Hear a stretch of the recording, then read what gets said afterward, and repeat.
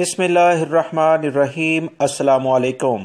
سعودی عرب میں پاکستانی سفارتخانے اور قونصلیٹ کی جانب سے 2021 کے لیے پاکستانی پاسپورٹ فیس کا نیا شیڈول جاری کیا گیا ہے، جس کے مطابق فیسوں میں معمولی کمی کر دی گئی ہے۔ اس کی تفصیلات دوستوں میں آپ سے شیئر کرتا ہوں تاکہ وہ تمام پاکستانی بھائی جو کہ پاسپورٹ تجدید کروائیں گے انہیں یہ معلومات مل سکیں، تاکہ آپ لوگوں کے لیے آسانی بھی ہو سکے۔ یاد رکھیں، نئے جاری ہونے والے شیڈول میں 5 سال کے لیے تجدید کے لیے 36 صفحات کے پاسپورٹ کی فیس اب 84 ریال کر دی گئی ہے، جو کہ اس سے پہلے 86 ریال تصور کی جاتی تھی۔ پاکستانی سفارتخانے کی جانب سے کہا گیا ہے کہ ڈالر کی قیمتوں میں ہونے والی تبدیلی کی وجہ سے پاسپورٹ کی فیس بھی اسی حساب سے کم کی گئی ہے۔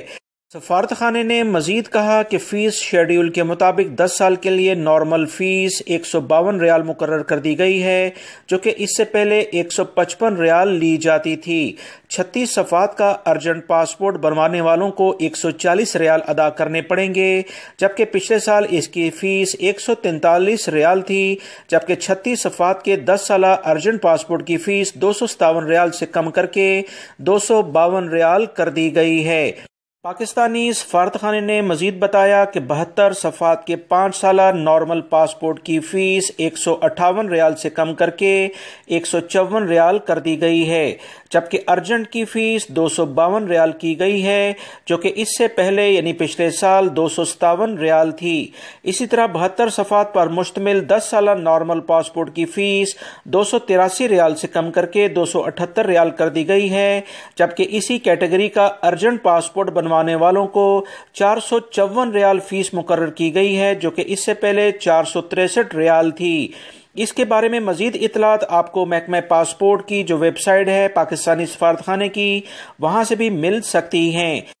100 صفحات پر مشتمل نارمل پاسپورٹ کی فیس 168 ریال کی گئی ہے۔ اسی کیٹیگری کے لیے 10 سالہ نارمل پاسپورٹ کی فیس 303 ریال جبکہ ارجنٹ کی فیس 605 ریال کر دی گئی ہے، جو کہ اس سے پہلے 309 اور 617 ریال تھی۔